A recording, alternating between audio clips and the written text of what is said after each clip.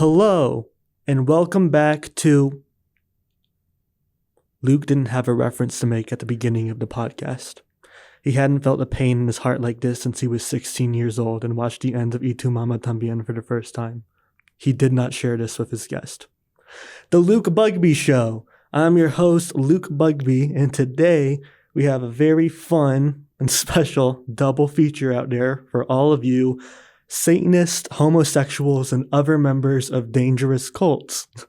Joining me today is a very special guest, if you want to introduce yourself. Oh, hi, I'm Alan Serratos. It's nice to have you on the show.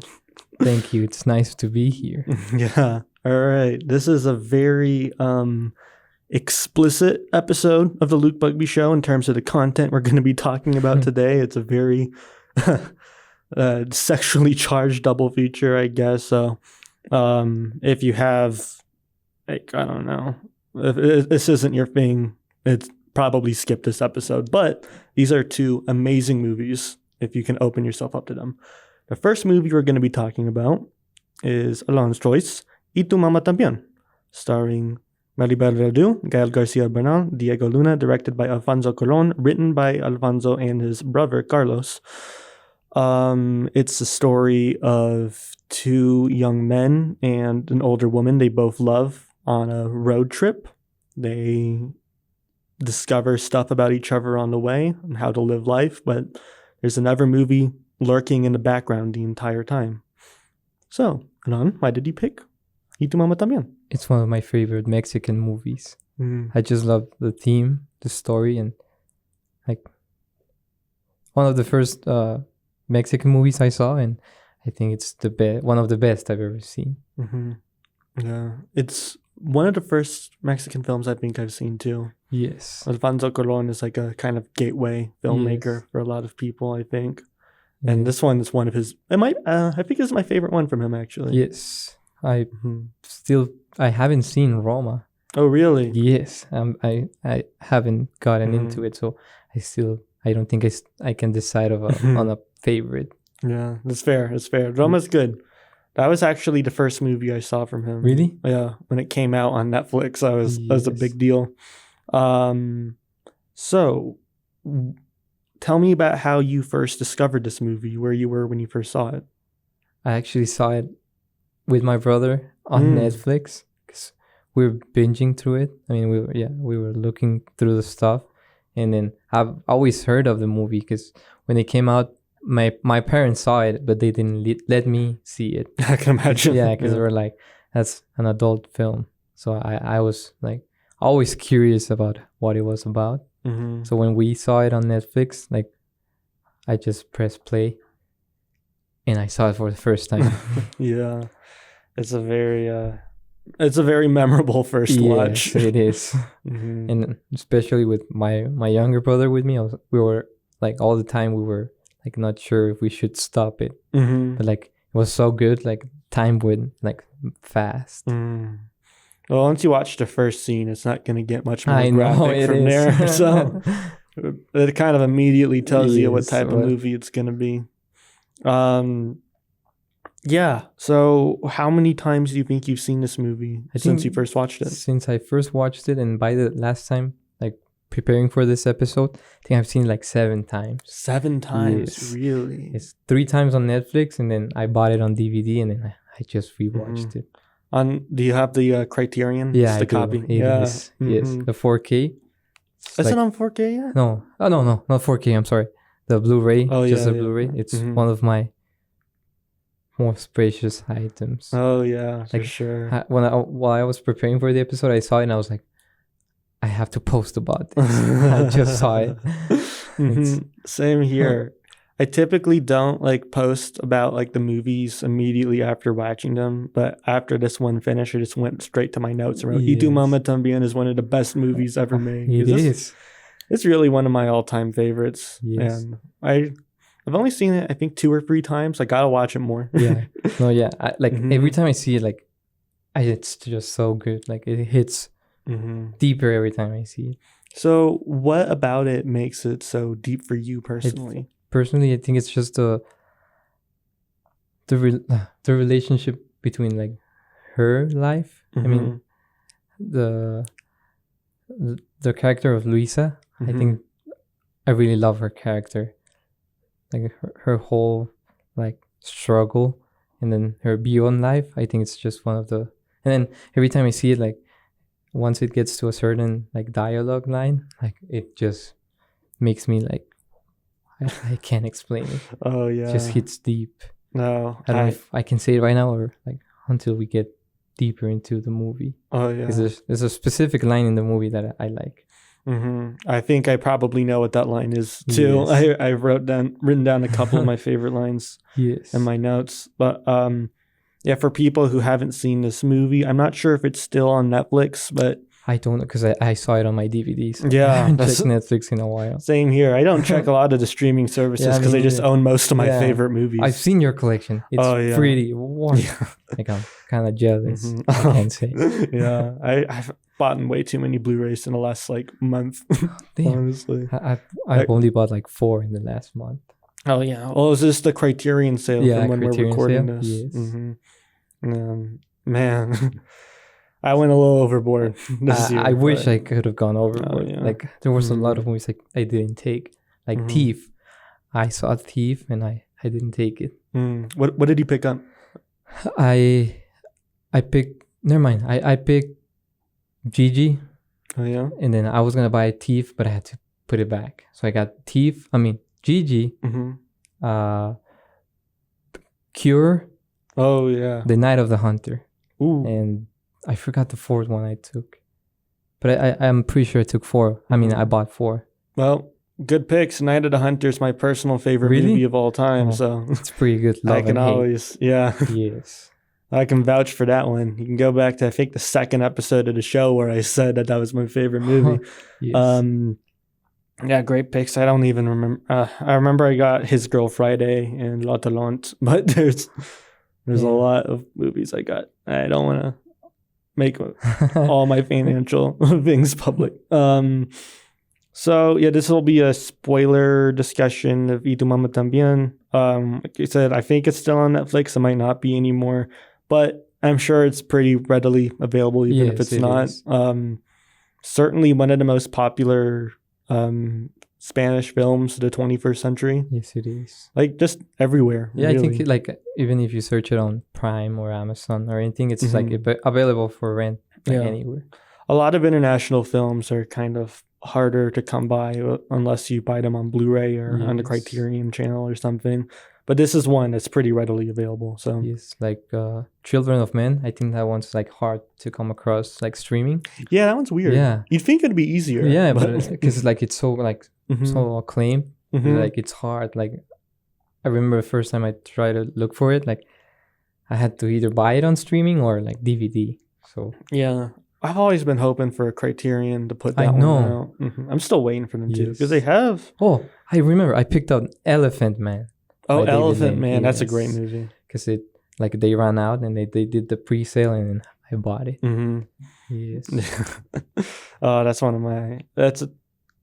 That's the only movie that got me so sad I couldn't cry watching it. I know. I saw it No. in theaters too when after they released it after David Lynch's death. They did like an Alamo thing, Mm. and I went and watched like all of his movies on theater. Oh, that'd be incredible. Yes. Mm-hmm. Yeah. I missed that, unfortunately. David's my guy. Yeah. That's sad. I've only seen Blue Velvet before he died, and then my brother is like a big fan of David Lynch. So Mhm. I took him to watch all the movies, and then I was like, how did I miss on all of this? Oh yeah, you got a favorite from Lynch? Yeah, well, it's not a good one. It's Mhm. Wild at Heart. I Oh, just no, think it's yeah. pretty funny. Mm-hmm. Like I love Nicolas Cage's character. Oh, that movie's amazing. Yeah, of Yeah. course. Mm-hmm. I think I'm a Fire Walk with Me guy. Really? That's, My brother loves that one. Mm-hmm. That one's just like, I can't even believe you can do that Yes. with a movie. I know. Okay, back to Y Tu Mamá También. Sorry about that. No, yeah, it's all right. As part of podcasting, we always Yes. get off on like random Yeah. tangents. So yeah, I guess to get a little backstory for this movie, Alfonso had been making some kind of more Hollywood pictures before this, and he sort of wanted to get rid of these Hollywood conventions he's been using for the last couple of movies and make a movie that is a road trip movie, but more an excuse to explore this period in Mexico's history, which is just so much. Well, I say it's as interesting. Yeah. It's really cool because you don't fully realize that's what the movie's doing the first time you see it. Yes. In my opinion. And so yeah, after the second watch, I was like, mm-hmm. I wasn't really paying attention to that aspect of the film. Oh yeah, one of my favorite types of movies, and it's very hard to do it right, and as right as this movie is. This is the ultimate example of it. Probably is characters trying to live their own life against the modern history. Yes, but history can't stop at interfering with their lives. Yeah, that's a good way to put it. Like, I'd never thought about that. Especially by the time you get to the end of the movie, which we'll get there. But like that's the last scene of this movie is kind of what it's all about. Yes, I love that last scene. It's such a great movie because it's so funny when you're watching it, and it remains funny. Yeah. But you don't realize just how much this movie's actually doing, and that it is one of the best films of the century, if not all time, until you get to the final scene. If you've only seen this movie once, you haven't really seen it. Yeah, I can tell because I've seen it 7 times. Oh yeah, you're the master on this one. That ending always gets me, and also like the part before the ending. Like, it's one of the. No. And of course, when you're talking about the movie, you have to give a shout out to all of the performances. I mean, they're all incredible. This is where. This wasn't like the introduction to Diego Luna because he was he was like a small star. Yeah. He was like a teen heartthrob. Yes. In like soap operas. Like he was friends of Gael Garcia Bernal. That's why he got the role. And I'd say that this probably introduced him to like North American. Or I guess not North American, but just America and Hollywood as a whole. This was a pretty big hit. Yes, and also their performances, I think it's one of their very best. Oh, yeah, for sure. It might be my favorites from them, although I've said this on so many pods, but I can't believe it. Well, it makes sense, I'll say it again. I still haven't seen Andor. You haven't seen that? Yeah, me neither. Yeah. I can't say anything because I haven't seen it either. I know people keep talking about how great it is. Yeah, they keep saying like it's one of the best Star Wars series, but I haven't seen it. So. Yeah, well, let us know if we should watch it, I guess. Yes. But I'll get around to it eventually. Yeah, me too. I just haven't got the will to watch it. TV's just a lot harder to make. Yeah, it is. To me, like I took like a whole 7 months or 4 to finish Succession. Oh, yeah. Well, that's a show. Oh, that's a show. That's a very good show. Yeah. Like, I'm the eldest boy. Oh, that's one of the best series finale. I mean, I love the finale on that show. You can't make a Tomlet without breaking a dozen dregs. One of the great lines in TV history. So this really was just like a massive hit. And like, I don't think anyone knew how big of a hit this was going to be. It made 33 million at the box office, which is pretty crazy. Did not know that. Yeah, a movie of this size, it being in Spanish. It was nominated for an Oscar. It was nominated for original screenplay, but Mexico didn't submit it as their pick for international feature, so it couldn't get nominated. I did not know that. Damn. I feel like it would have won. Yeah, I think it would have won. Yeah, that's crazy. Mm-hmm. But I know Alfonso Cuarón is one of the only directors that has won like best screenplay. Then I forgot the other. But best director. Yeah, best director like Anora. I think it was Anora that. Sean Baker. Sean Baker. Yeah, it's weird. Alfonso Cuarón, he has multiple best director wins for Gravity and Roma, but he still hasn't won Best Picture yet. I know. And I wonder. I just wonder why that is. Like, I know. I think this movie is like a Best Picture winner. This should have. Yeah, I know. This was 2002. I think it was Chicago that won Best Picture. This is a lot better than Chicago. I know it is. For being real, but I think I don't know why the Academy does the things they do I sometimes. know. But, whatever. And same with the MPAA. It's just funny. I want to say this film actually has no rating. It doesn't? Because if they'd submitted it to the MPAA, then it would have gotten NC-17. So they just went with no rating so That's that more people could see it. crazy. Oh, at least it's better for like the range, like people, like more people can see the movie. And yeah, I think more people could see it. And also, it's great that they didn't trim it, you know. I know. I like. Yeah, this is a very graphic film. Yes. Just as the other film we're going to talk about next. Oh yeah.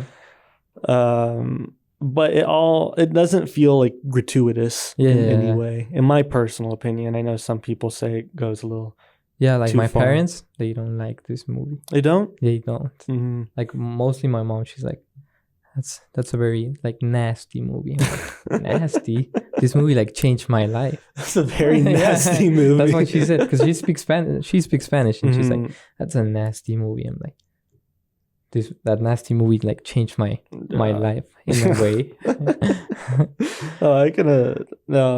My mom likes this movie, but she refuses to watch it again. Really? Is what she said. I love this movie. She says it's too sad for her. Yes, that's also one of the reasons my parents don't rewatch some movies, because they're like, that's too sad for me. It is funny. I'm glad that they got the critical acclaim it does, because on one hand, well, I mean, obviously, like, we love it, and it is like impeccably made and acted, but it almost feels like it shouldn't work because it's a funny sex comedy. I know. Until it has a very Like tragic ending. Yes, like the twist, not a twist, but like when you know what you know about the characters, like it's super sad. It starts out as like a sensationalized movie. Yeah. But then it just becomes kind of reality. Because I've seen, like, after this movie, I saw more Mexican films, like Güeros. I don't know if you've seen it. I have not. It's pretty good. I forgot the director name. Okay. But it's pretty good. Like, I think it's like Güeros. But Güeros is more of a comedy, but it's also kind of sad. And I really love that movie. I have it on my top 4.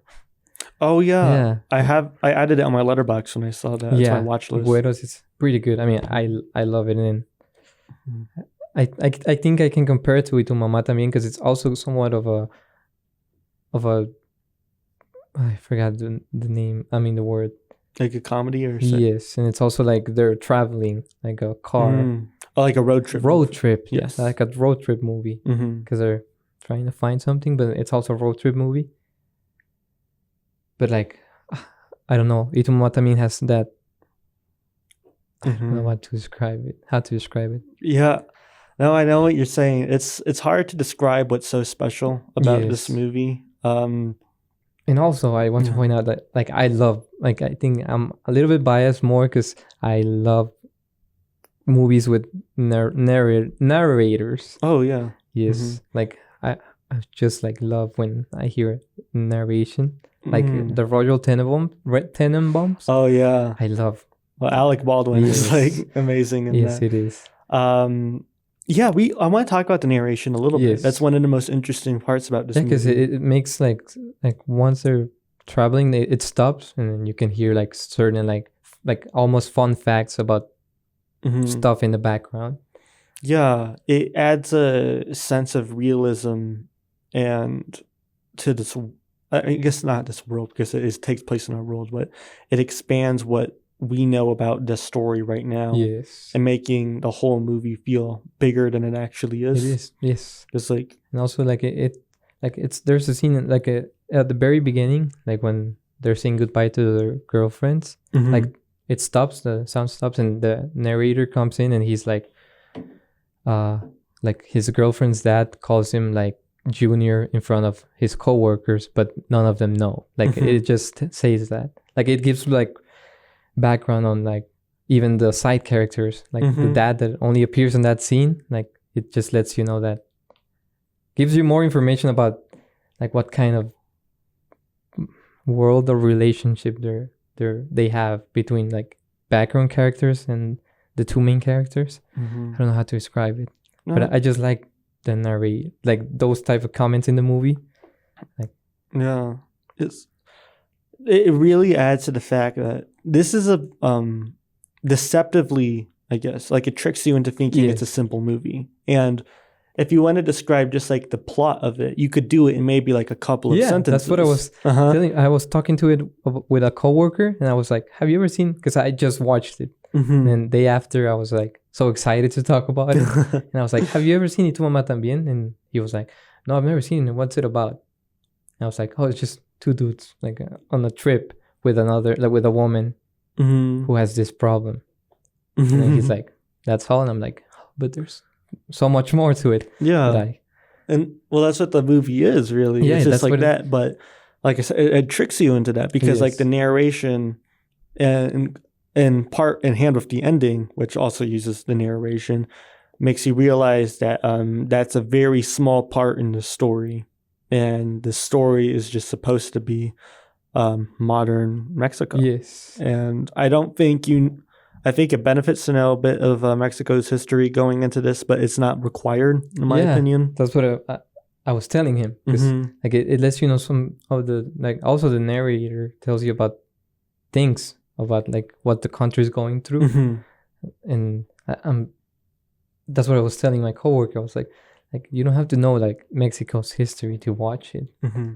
But like it really puts you into the like what the times were like during that, like during the movie. I mean, well, the film is just like shot in a way that's so personal and like so friendly with Julio and Tenoch that you don't need to know Mexico's history because it feels like you're alongside them, who's also kind of ignoring what's going on in their surroundings. What's one of my favorite scenes in the movie is when they're asking, was it Julio's sister? Yeah, for the car. Yeah, for the car. They're going through they're going through a massive political protest, which is like should in any other film it'd be like a big deal on what the movie's about. But for these two young boys, it's just like they just want the car to go on a road trip. Yeah, it really makes you think of like we're kind of at their age right now, and how many political issues that we're kind of like potentially ignoring right now. That's what I like about them. Youth especially. Like, you don't understand what's happening. Actually, what I like about Güeros, because it's also taking place during a time like that, and it's like that's why I think they're two like similar movies. Okay, I really need to check that out. Yeah, right, you should. Yeah. I'm not gonna talk more about it. Okay. You should talk about it. I mean, you should watch it. Oh yeah, I'll definitely watch that one. But it's really cool what this movie is able to do with that theme in general. I mentioned it earlier. The movie I kind of was reminded of because it came out last year. Watching this, did you see the movie The Mastermind? Did you hear about that? No, I have. Oh, no, I haven't. It's with Josh O'Connor from Challengers and Disclosure. Oh, I know which one you're talking about. I've seen clips of it, but I haven't had the time to watch it. That's a very similar movie about someone that's trying to avoid what's happening in our world today. Yes. But all of history crashing in onto him at once, which is I need to check it out now. Which is kind of what that's what this movie is about, really. It's about a bunch of things, but that's the theme I kind of always take away the most is you can't change what's happening around you at the moment. And I was looking at the special features after I watched it, and I just kept trying to know more about the movie and then what Cuarón was like thinking. And I came across this interview of him saying that at the time of filming, before filming the movie, he felt like he didn't have the drive to make movies anymore.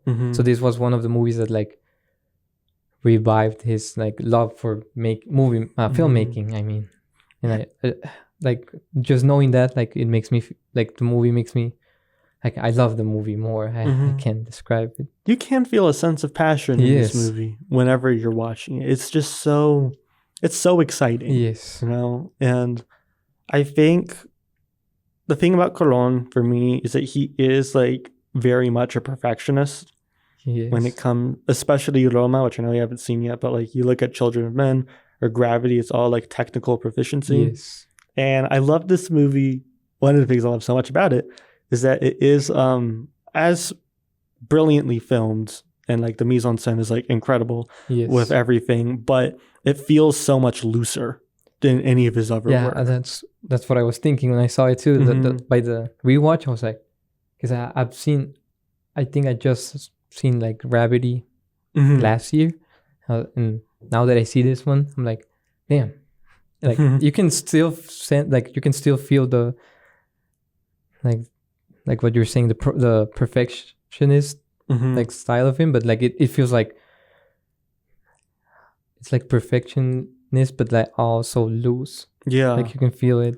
Yeah, it's another like deceitful thing. Yeah, where like it makes it seem like super loose and like fun and free, but when you're in the moment. But if you take a step back and like you're analyzing the film, it is so like thought out and like incredibly well made. It's cinematographer Manuel Lubezki. Yeah, Chibo. I love his work. He's one of our best cinematographers working today. I think he won like 4 Oscars in a row or something like that. He's crazy. Like for best. Just for like The Revenant, Birdman. I love Birdman. Yeah, I remember when I watched that, I was like, I love this movie. Oh yeah, he has a new one. Yeah, Digger. Inarritu. Yeah, I'm excited. Yeah, but they call themselves like the Three Amigos, if I remember correctly. It's Cuarón, Inarritu, and Chivo, which is Emmanuel Lubezki.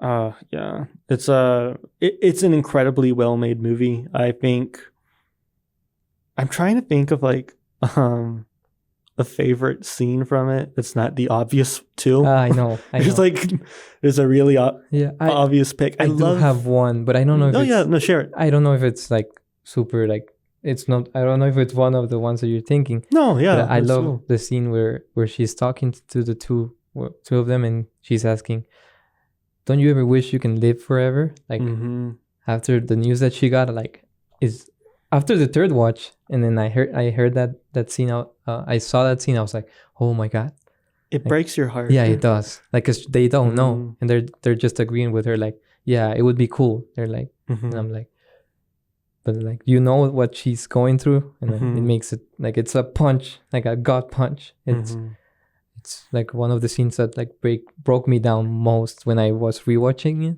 I was like, yeah, it's a really rough scene. It's that one and the when she's talking to the old woman and she says that she's 95 years old. Yes. And she remembers everything since she was 5. Think about all that she has experienced and all that a lot of people won't ever be able to experience. Yes. And that line just I know destroys me. It is. Oh my god. That's one of the scenes that I forget about the most. It's like so we're like kind of early in the movie, like as when their car stops. Oh yeah, it's not like I don't want to say this is a film filled with unmemorable sequences because it is a very memorable film, but there is stuff that you for some reason just forget about every time you watch it, and every time you rewatch it, you see it again. And then there's a little moment that sticks with you. And I always love it. It's a sign in all of my favorite films. Is they're infinitely rewatchable, and a new moment strikes me as the greatest in the film every time. I think that's what happened with me with that moment. Because usually my favorite moment is like the most obvious one. But then when I was rewatching it, like when there were, well, it's close to that moment too, because they're in the beach. Yeah, like it's a little bit before that, and when they were talking, I'm like. I just love that dialogue between them. That's an incredible moment. Yes. Yeah. I love there's so many moments and individual scenes I love.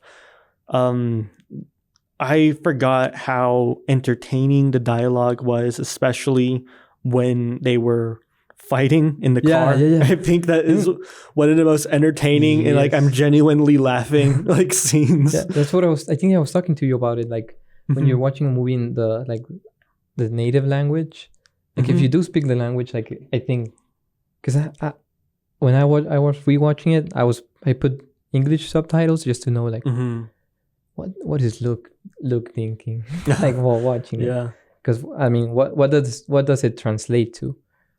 And then there's so many slang words that they just translate like not wrong, but like more like generally. Like It's there's a scene when he spits on the window, yeah. and then he says like something about being naco. I'm like, what does that translate to? Because they were fighting on the car, and then he spits on the window after he tells him like he slept with his girlfriend. I really love that scene. In Spanish, like it's so funny. That's always something that's unfortunate. Exposes my ignorance, but I guess a lot of people's ignorance is like being able to watch things in other languages and not being able to fully appreciate That's what I want to learn another language. Yeah, I want to like. Same here. I've tried. I took Spanish in like middle school, but it was so long ago, and I just didn't like take any in high school. I've like lost all of it. You know? I was taking French middle school and high school, but then I forgot completely like everything about it, and then I realized like I forgot everything about it because I was watching 400 Blows, and I was like, I can't make any of these words make sense. So I put subtitles on it. I was like, I wish I could watch it like without subtitles. Yeah, I know. I remember the first time that really hit me when I was like younger, because like I feel like a lot of, especially if like you're around our age, a lot of people's first or one of their first foreign films is going to be Parasite. Yes. I remember watching the bonus features on that, and they were talking about like I was saying like this word has like a such harsher meaning in Korean, and then but it doesn't really translate to English. And that was the first moment I was like, oh, things aren't going to translate as well when I don't understand the language. That's what I also because I also have it on Criterion, that one, and I was watching it and I was like, I wish I could understand like the real meaning of some of the words. Yeah, because that's the same thing in Spanish, because some of the words they're harsher than what they were translating to, because I think some of the words they just translate them to, I don't know if I can curse right now. No, you can, because they're just translating to like or but then in Spanish they sound like way harsher. Like people use those words like in like harsher meanings. Like you want to like really make that person feel bad. And I think in English like fucking like those two words like they don't have the same like weight to them. Yeah, because when I was rewatching it and I was seeing the translation, I was like, yeah, I mean, it does work, but I mean, like, I think it has like it's more an insult in Spanish when you're watching it. Yeah, there's a lot of English isn't as great when it comes to like as harsh of words or insults as that, because I feel like Americans are so much more eager to offend than a lot of other. That's what I was telling my brother when I was watching it. I like it doesn't like it feels different. Yeah, I could see that. But just from my perspective a little bit, and I don't know if this is something you feel at all watching a movie in language you don't understand. When I'm into it as much as I am to this movie or Parasite or something like that, when I replay the scenes in my head, I do actually have it in English. Really? Yeah, in my mind. Like I can just feel like I understand. I just remember like the words so well that when I rewatch the scene individually, and I'm not like completely engrossed in a movie since I'm watching the scene by itself, I forget that the scene is in a language I don't understand. That doesn't happen to me, but that's cool. I'm just like so firmly in it. I'm like, oh, I forgot that this is in Korean or Spanish. Yeah, that's crazy. I think it's just because like my first language is Spanish, so it's harder for me to, because I'm already translating to English. Yeah, and I'm thinking Spanish, so I think it's harder for me to. No, I can imagine that connection. Yeah. Well, that's just like a totally new thing. Like I spoke one language my whole life. You're way cooler than me. I really love this movie. And I think, but even though like, anytime I watch another, even a movie in English like that I love, like I can just remember everything. Yeah. Oh, that's cool. Yes.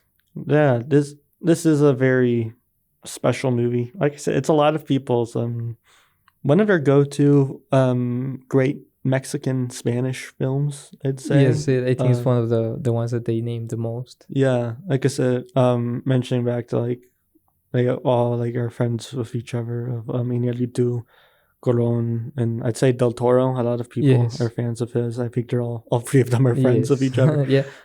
I actually was, after watching the movie, I started listening to a podcast of Cuarón and Guillermo del Toro Mhm. about Guillermo del Toro's movie, the Frankenstein one. Yes. They were talking because they knew each other. They lived in the same like region of Mexico, like closely near. I think they were talking about they went to the same church. Oh wow. That's how close they lived. Wow. And then they talk to each other like they're like longtime friends. Yeah, That's what I like about those, like the three of them. I mean, the four of them, because also Emmanuel, the Chivo, like he's also close to all of them, and I just like that collaboration about them. Yeah, the three of them. Yeah, and then you had Emmanuel Lubezki. Yes. I just like the three directors were kind of running Hollywood. It felt like in the 2010s. Yes. Like I was looking at the best director winners of that decade.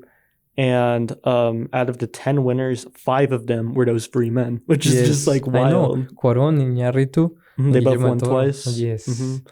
Del Toro only won once, but he is the only one that won 100% of the best picture. It's Shape of Water, right? Yes. Yes, I love that movie. Because I mean, Iñárritu won Birdman, but he lost for Revenant. Yes. And then Cuarón went 0 for 2, which is just so odd. I guess I get picking 12 Years a Slave over Gravity, but Green Book over Roma, like that was like oh my god, that's I saw Green Book and like I liked it as a movie, but it's like Roma. I've never seen Roma, right? But like I don't think when I saw it, I didn't think, oh, this is gonna be Best Picture. It's like a Lifetime movie. Yeah. It's like if they gave a Disney Channel film like Best Picture. Yeah. It's like, when I saw it, like I remember watching it the first time. I was like, this is a pretty movie. Like it has.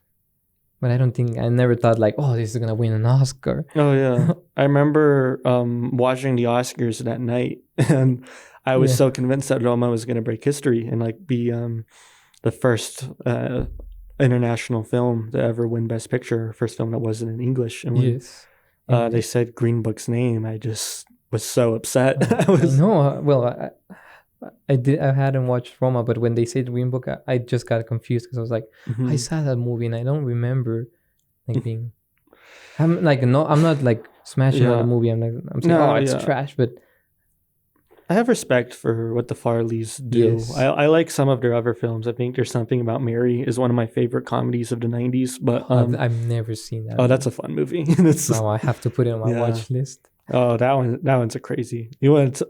If you think like some of the scenes in Mamá También are explicit, there's parts in There's Something About Mary that are just like really? Oh my god, I gotta watch it. That one's just that's like don't watch it with your parents. Yeah, that's what it was like when I watched it with my brother the first time. Like we had to lock the door. Tell me more about watching it with your brother. What was his reaction to it? Because he also likes movies like me. So we've never seen that movie because our parents didn't let us, and we're 5 years apart. So he's like way younger than me, like 5 years younger than me. So when I told him, oh, we should watch it. And then he was like, but my mom said not to watch it. I was like, but she's not here. And like, we're in a room. So I closed the door. And as soon as I pressed play, the first scene, like, oh yeah. I was like, oh, and then I just locked it. And then we had to volume down. And then we kept watching it. And then the first time we watched it, like, I don't think he really like hit him. Like it didn't, like the first time we watched it, I think it's more about the comedy aspect of it. Because we were laughing about all the jokes, and then when he gets mad at him on the road and he spits on the window, like we were laughing, and then the ending was like, I think it's like it stops you like on the, and then did he grasp the ending? Do you think? Yes, I think he did, but then because I think out of the 7 times I've seen it like 4 times with him. Because every time I put it on, like he stays to watch it, and this last rewatch, he watched it with me. So the first time it was kind of awkward. I'm not because like we've never been like because it was too sexual. Oh like, just the aspect of the sexual thing. It's always weird to watch a movie like that. And he was like younger than me. It's like it was kind of awkward at first, but like I think it's a movie you have to like you said, like you gotta be open-minded about it. Because that's what I think my mom doesn't like about the movie, like all the sexual themes. Like that's what she called it, nasty. I can understand that. Yeah, like out of because she's older than me. Like I mean, course, she's my mom. I mean, she's way. I think she's on her 60s. Mm-hmm. And then I remember we watching it like for this podcast, and I told her about it. Like, I just rewatched it to Mamá También. She was like, I don't like that movie. And I was like, what? Why? And she was like, it's nasty. All right. Yeah. I don't think my mom was too thrilled I was rewatching it for this episode. She like I said, she just thinks it's like too sad. And it is sad.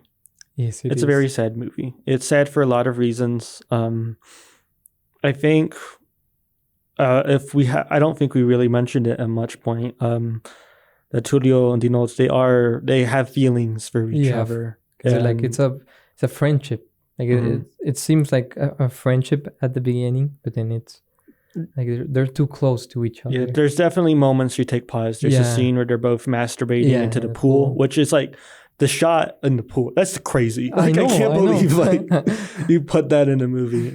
And I was watching it and I was thinking because I guess the first time I watched the film, at first my thought was like, it seems like they have feelings for each other. And then I thought, maybe I am just being insensitive. Maybe this is like a thing that happens in Mexico, or maybe this is a thing that happens everywhere, and I'm just not close to my friends as much as I thought I was. Yeah. That's what I thought too. I was like, I guess guys just do this with each other. And I didn't like. That's what I thought. I was like, maybe like other guys, like they're that close that they do that next to each other. Yeah, like maybe I haven't experienced friendship like that. Yeah, it's like I just don't have like a good enough friend, I guess. But then, so the movie goes along. The great scene, what we were referencing earlier, when they were fighting with each other. Luisa says to them, "You just want to fuck each other." Yeah. I was gonna mention that. I was just waiting. And they really like don't fight against that at all. They don't even reference that that's something that she said, because it's such like a unspoken thing between them that they both clearly want to, but like they just haven't.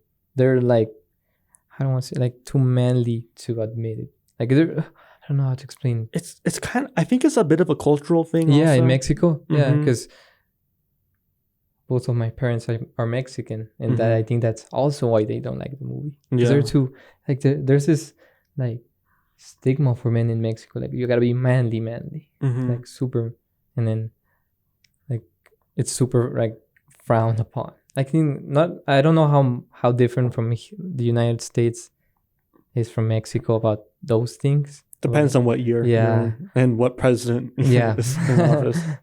But it's like. I think that's one of the reasons my parents didn't like it, because they like movies. Like I got their love of movies. Like that's why I love movies. But sometimes they're a little too like old fashioned. Yes. That's the scene I remember and it really stuck. Another scene that stuck up for me now, or like a line specifically, which is like a great line if you like want to look at it by itself, but with the full context of the movie, is kind of devastating. Yes, is the I'm struggling to remember the line exactly, but it's like truth is impossible.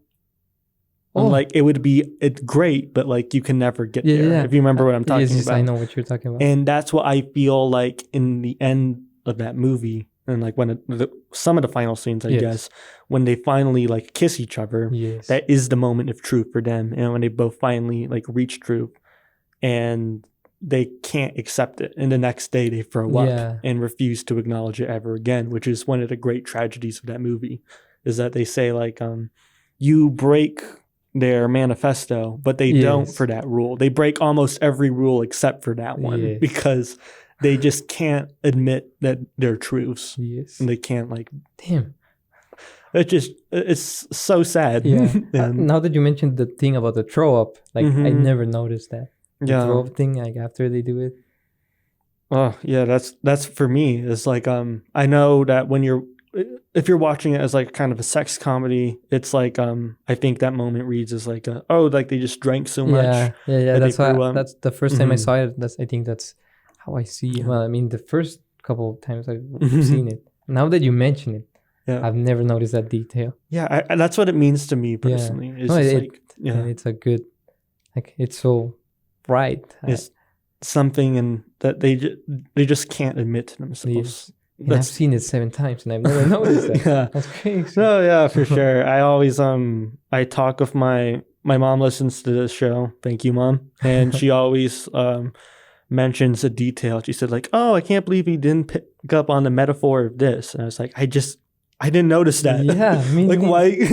No, you're doing the same thing to me. I've never noticed that. Oh yeah, it's cool. Even if like a movie I love, sometimes people just like point out like a detail. I'm like, have I just like not paying attention watching it? That's how I feel now. I don't feel bad. And I've seen it 7 times. No, but like it makes me like appreciate it more. Like the movie, like I think I after I saw it, I told my brother every time I watch it, like I love this movie like way more than I. Yeah, it definitely it grows on you. Yes, more than like most movies. It's really rewatchable. It is because sometimes like I feel like I want to watch a movie and I'm like I don't know what to watch, and it's either that, Y Tu Mamá También, or The Fragile Tenenbaums for me. I think that's two of the movies that like anytime I watch it, like I press play on it, like I'm just so immersed in the movie. Oh, absolutely. I think for me, it's Dazed and Confused. That's the one I always go back to. I saw it for the first time last year because I've never seen it. Isn't it just the best? Yeah.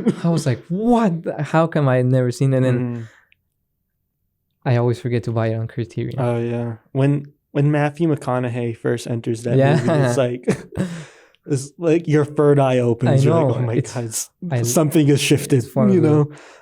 There's a lot of like third eye opening moments in this movie too. I mean, we were talking about like the obvious scene that was like the best. For me, I mean, I was referring to them drinking and with the jukebox because that is just unbelievable. It is. And that's where the title drop comes in. Yes. Like after that. Yes. They're talking about who they have had sex with. And it's like, Y Tu Mamá También. I really like that. Like, the first time I watched it, I remember because I was like, I think I was watching the movie with my brother, and then I thought, why is this movie called this? Like, I don't get why Y Tu Mamá También. And then it comes the ending, and then the jukebox scene, and then he just says Y Tu Mamá También. I'm like, oh, that's where I finally get it. Yeah, but like. It's the moment of ultimate childlessness before they can accept their truth of who they are. Yes. Is I feel like that's such a great title. Yes, it is. Oh my God, I love this movie. Oh, I love it so much too. It really is just one of my favorites to go back to.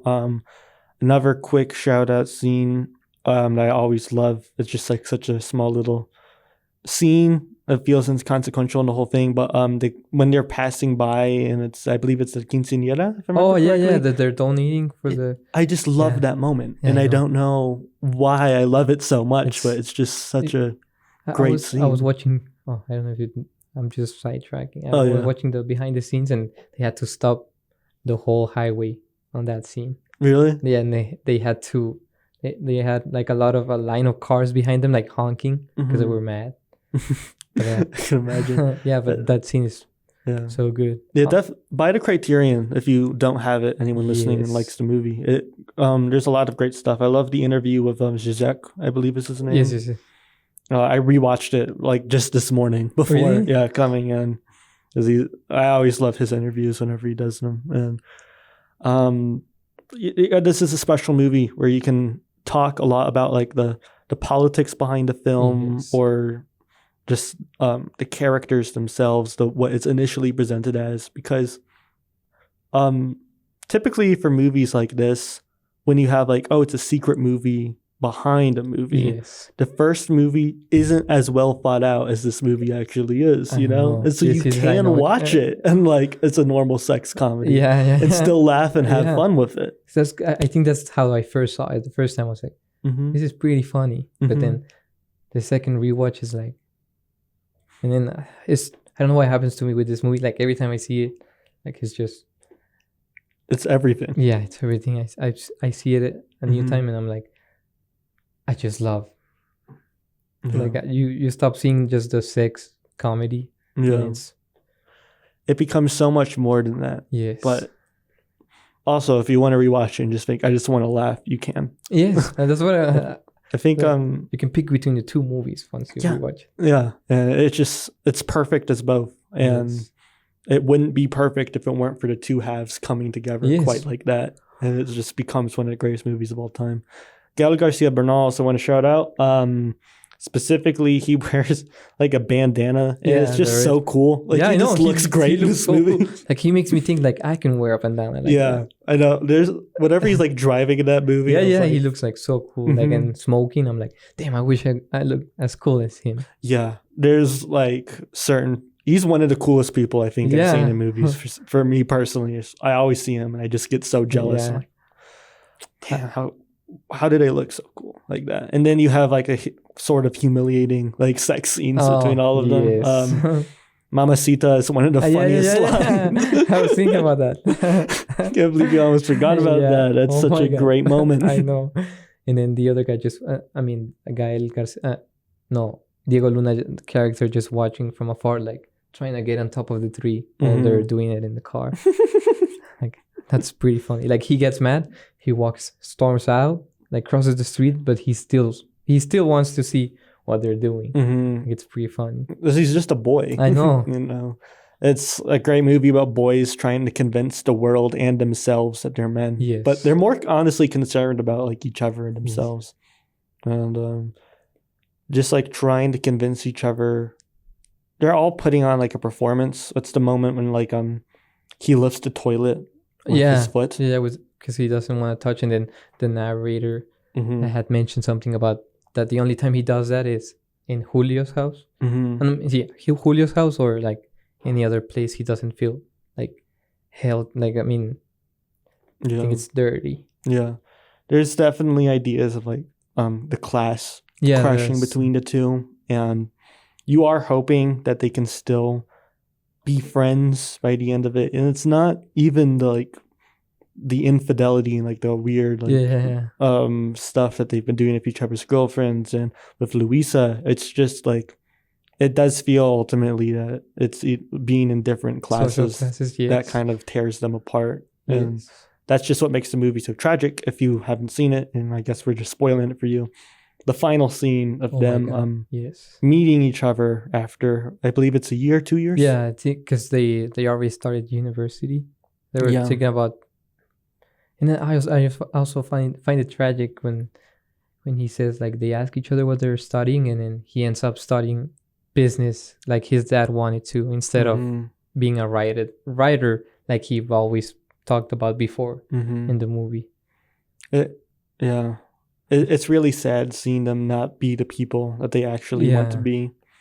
And you just have that final moment between them when the narrator, you kind of realize what the narrator's purpose has been here this entire time for the very last bit of narration, when I can't remember who says goodbye first, but he just says like, oh, well, I'll see you later. Yeah, he says, Tenoch says goodbye to Julio. Yeah, Tenoch says goodbye to Julio. And then the narrator just says that that'll be the last time they ever talk to each other. They'll never see each other again. That too. Like, I love the narrator's voice. Yeah. Because I was like, who is this? And then in the special features, there's a small, like a short film that Alfonso Cuarón made. And one of the actors is like a working, like a dad who's cheating on his wife. That's the short movie. What's it about? And the actor is the narrator of the movie. Oh, really? Yeah, because I recognize the voice. Like, I was like, oh, I love this guy's voice so much. Like, it's so like it. I don't know how to describe it. Like, in the movie, like, it makes me feel. And then I was looking at the special features of the movie, and then there's a short film, and then the actor in the film is actually the narrator of the movie. Oh, yeah. It's funny. It's cool. Yeah, I need to explore the Blu-ray a little bit more. I haven't seen all the bonus features. It's pretty cool. Okay. Well, yeah, this was Y Tu Mamá También. It's one of our favorites. Yeah, okay, hold on. One of the things that our Luke Bugbee Show is that every time we cover a movie, I try to make a list or read off a list that's already been made. Sometimes I have one, sometimes I don't. If I don't, you're just going to have to deal with that. I have a list for this movie. I didn't write it. Kind of. It wasn't a list made explicitly for this purpose, but I just thought it was interesting. A little bit ago, last year to be precise, the New York Times interviewed like a bunch of people for their 10 favorite films of the 21st century. Y Tu Mamá También did make the top 100.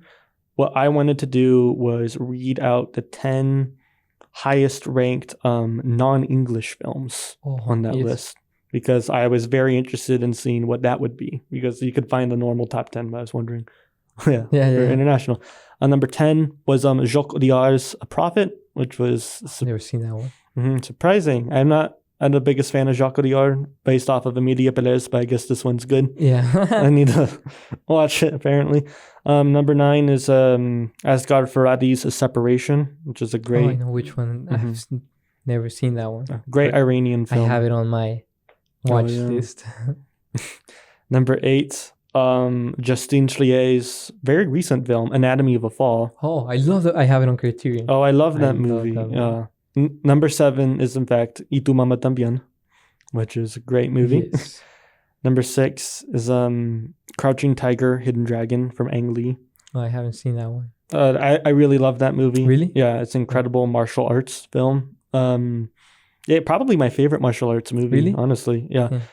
Number 5 is a Brazilian film I have not seen. People say it's great. City of God. Oh, yes.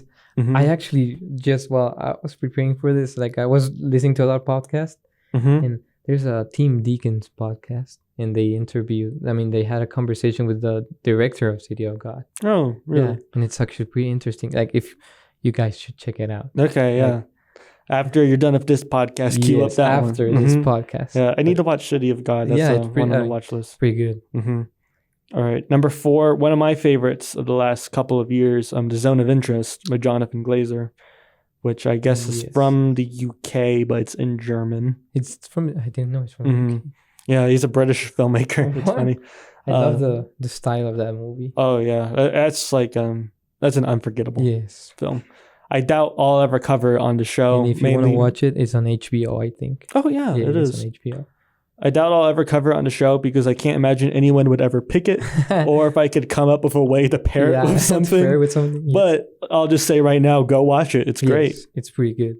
Number 3 is Hayao Miyazaki's Spirited Away, which is a lot of people watch it on the dubbed version, but it is a Japanese film. I've seen on theaters that one. I think they have on Cinemark. Like every summer they put one of those movies. Yeah, I saw Mononoke. I haven't seen Spirited Away. Oh my god, I love Mononoke.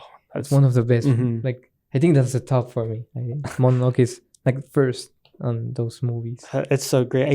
I haven't seen it since I watched it in theaters years ago, because I keep thinking, how can I top that experience? But I've just been in the mood to see it again. Yes, so I might just need to. I have a projector in my house. That was the last time I saw it. I think it was like a year ago. Yeah. It's one of the best movies I've, like one of the animated Studio Ghibli movies. Yeah. I love it. I love that one. I need to watch it again. Yes. I'm in the mood to watch it again. And also number 2 is In the Mood for Love. Oh my god, I have that on Criterion. Yeah, I have multiple copies of that on Criterion actually, because I have the Wong Kar-wai box set. Oh my god. And I also have the original Blu-ray because I like the way it looks on the original version more, because like he made it greener for some reason. Oh my god, I love that movie. Oh, if you want to, that might be my number 1 of the 21st century. Foreign or otherwise, I just love that movie.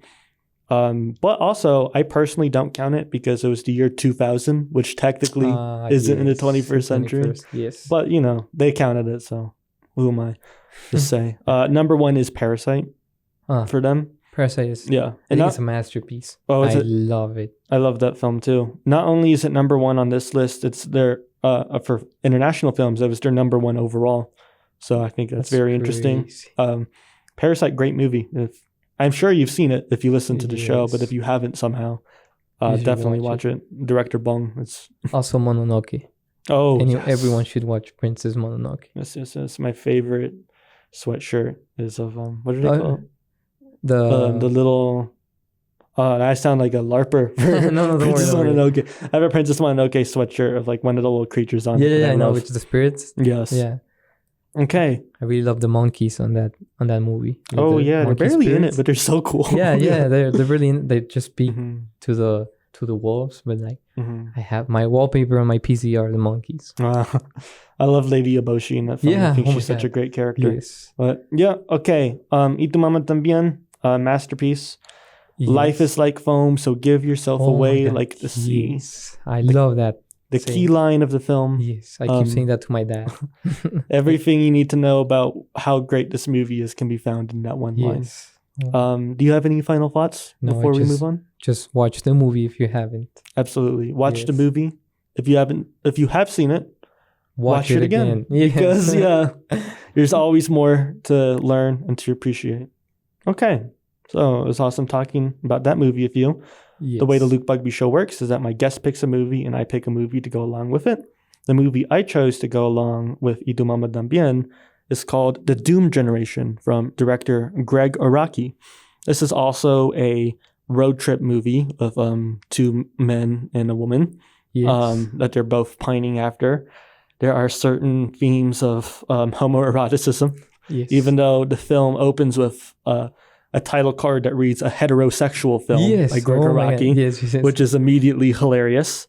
This film stars James Duvall, Rose McGowan, and Jonathan Shayich. I'm not quite sure how to pronounce his name. Damn, not doing a good job podcasting, but it's all right. This is a film from the 90s, a movie I've seen many, many times. This is your first time seeing it? Yes, it's actually my first Greg movie. Okay, Yes. we'll get into it. So I always ask you straight up first, how do you feel about the Doom Generation? I really liked. Oh well, because when I first saw it, like I had to think a lot about it, like not in a bad way, not like it's unconventional. Yeah, it is. Because and the funny thing, I just want to point it out. The guy, I don't know the actor's name. I'm so James sorry. Duvall. Yes, not the younger one, the one that joins them after he murders. Oh, the one that joins the pair. Yeah. Oh, Jonathan Shayich. Yeah, that actor, like he wears an outfit similar to Gael Garcia's Bernard. Oh yeah, with the hat and the jacket. I'm like, whoa, that's just like Gael Garcia Bernard. Yeah, I watched the films back to back, and I was totally surprised. I forgot about that little detail. Yes, I was like, is this why Luke chose? I just chose it mainly because of its it being like a road trip, like throuple type movie. And I also just want an excuse to talk about the Doom Generation because this is a very important movie to me. Yes. I don't often log my rewatches on Letterboxd if I rewatch a movie excessively. So when I rewatched it, I saw that I'd only logged it twice, and I thought that's just like a lie. I don't know how many times I've seen this, but more than that. I love showing this movie to people. Typically, they get about half an hour in before they're like, they decide whether or not they're feeling it. Yes. I remember my memory of this movie it was my friend's graduation night. And they said, bring some movies. And this is one of the movies I brought, and I let them pick, and they chose this movie. And they said, like, is this like a weird movie? And I said, well, they say it's a heterosexual film, so I think it's fine. And they got to the scene in the bathtub before they were like, my God, I don't know about this, man. That's what, because I also saw it with my brother. Oh my God. He's a big Greg, I can't pronounce Greg Araki fan, because he's seen Mysterious Skin and what's the other one? Nowhere. That's my favorite of his. Because he loves Mysterious Skin. So I told him, I'm going to watch this movie. It's Greg Araki's. Do you want to watch it? And he was like, yeah. So we did watch Y tu mamá también. And then just right after, we saw the Doom Generation.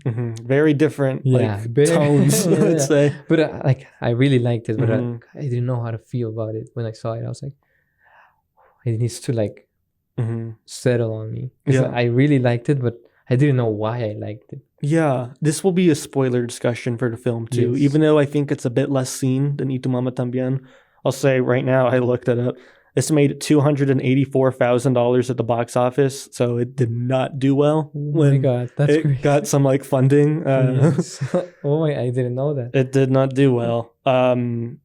If you haven't seen it, I definitely recommend it, but also kind of know what you're getting into because this is I don't want to say it's in like bad taste, but it's very different. Yes, it is. But I mean, if you Mm-hmm. go in it with an open mind, it's Yeah. pretty good. Because I, to be honest, when you told me I just looked the movie, watched it. I didn't even read anything about it, Mhm. and like I think it's just the feeling that it surprises you what it's about. Like, It's very shocking. yes, it is. And it keeps finding ways to shock you up until the very final scene, which for me, this is another movie that kind of lives in its themes throughout, but everything comes Yes, together in the at the final end. moments when you realize what it's doing. Yes, And I do think this is one of the darkest American movies I've seen. me and- too. Like, to be honest, yeah, me too. Because like it chugged me. Like at the end, I was like, It's whoa, one of the most bleak endings to any Yes, it movie is. ever, in my opinion. yeah. Like, after all that, and then it just ends the way it does. the way it ends Yeah. is it's genuinely upsetting. I want to also point out, I do miss if I did just right now, the characters' names are Jordan White, Amy Blue, and Xavier Red. Xavier Red, yeah, because yeah. he calls him X. So Red, White, and Blue. Oh my These god. characters are supposed to represent America and the American youth in that period of time.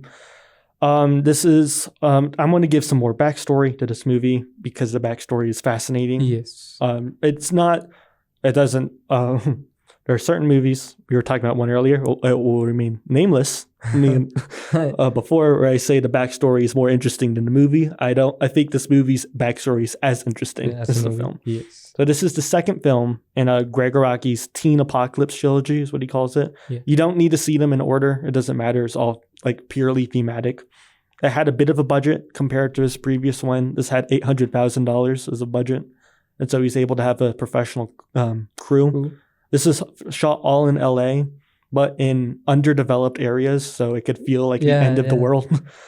It premiered at Sundance and it got mixed reviews. A lot of people walked out of the theater, which kind of makes sense if you've seen it. Yeah.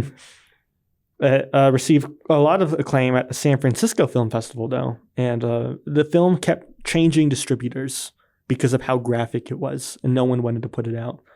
And by the time it came out to home video, it was censored. It was like completely cut. Yeah, most of the scenes weren't in it, and so it didn't make any sense.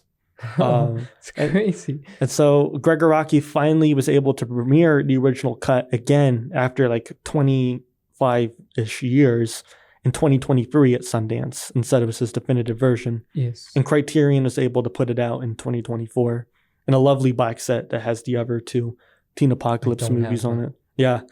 Oh yeah, that's one of my like prized possessions because this was you like have it? Oh my god, that's crazy. This was like a movie where I was watching it like on like an illegal website because that was the only way you could watch it, and you were like scared that you were going to get a virus the whole time. That's the only way you could watch a lot of Greg Araki's movies. But now he actually has a new movie out I saw last week and was very good. Oh, which one is it? I know. Well, It's called I Want Your Sex. Yes, I know which one it is. I just forgot the name. Oh I yeah, haven't seen it. Is it good? I really liked it a lot. It's very funny that he went from movies like this. So it's like a different like. Yeah, well, it's very much the same type of movie, which is interesting. That he went from but I'm saying, he went from making no budget movies, where this was like less than $1 million. And I Want Your Sex has Charlie XCX in it, and this like big pop star. Oh my god, and I did not know that. Philip Seymour Hoffman's son is in it, like Cooper Hoffman and Olivia Wilde, and like so many celebrities are in his films now because they just appreciate what. I have to get more into his films because. Oh yeah, I really like this one, and my brother was telling me that he likes Mysterious Skin more. But I'm like, damn. Then I have to watch Mysterious Skin. Mysterious Skin is very different. Yes, that one is like a lot more serious. I love this film as a comedy. Yes, I think it's very funny. I was gonna say that because this is the first time I watched it, so I think I saw it too as a comedy. Because I'm not gonna lie, some of the scenes really made me laugh. Like some of the reactions of the actors and everything. Like it's not like I wasn't like bursting out laughing, but like I found some scenes funny. But I think like after I have to rewatch it two more times to like, because now that you mentioned about red, white, and blue, I was like, oh my god, it makes so much sense now. Yeah, that's what the whole film is to me. It once again, along with Y Tu Mamá También, a little less so for this in terms of like the political, like it's not going for realism at all. But this is a secret movie behind a screen Yes. of like it's a very political, dark and angry film about Gregor Rocky they told him, we won't give you any funding for your movie unless you make it straight, unless you have like that's why he put heterosexual. that's why it says a heterosexual film. That is funny. And I also found it funny, like every time they bought something it was 666. Every time they bought something. I think that for me that's always been like how we're currently living in hell. Yes. Yeah, and that's what America is at this point. Yes. Yeah. At one point, you just have like the government just talking with each other. It doesn't come back into play later, but it just like further establishes like we're living in hell on earth. Like this is just the worst. I like that scene. Mm-hmm. I think my favorite part about the film, besides like the ending, is the production design. Yes. Oh my God. I love the sets so much. Especially that bar when the guy playing pool. Like I love the bar. Like I was telling my brother, like, this looks so good. The whole like atmosphere of the bar. I really loved it. And I liked how every time they got into a fight or something, like one of the guys after they left were like, I'm gonna find her and I'm gonna kill her. Like every time. And then also the government people, they were like, we're gonna find her and we're gonna kill her. Like I really find that funny. I just found it so funny every time people like thought she was someone that she wasn't supposed to be. It's such a weird joke to have in the film. It doesn't really make a lot of sense, but this is so funny every time. And the first time it got me was when they were in the drive-thru for the they were buying stuff, and then he was like, you don't remember me, and then he pulls out a shotgun. I'm like, yeah, it's so shocking. Yeah, it is. And then it's also kind of, the first time I watched it, it was kind of funny. Like I kind of let a giggle out when he pulled the shotgun out. Yeah, this is just one for me where I laugh a lot. I think even though the ending of the film is very serious, the laughs actually continue through the credits when you watch it.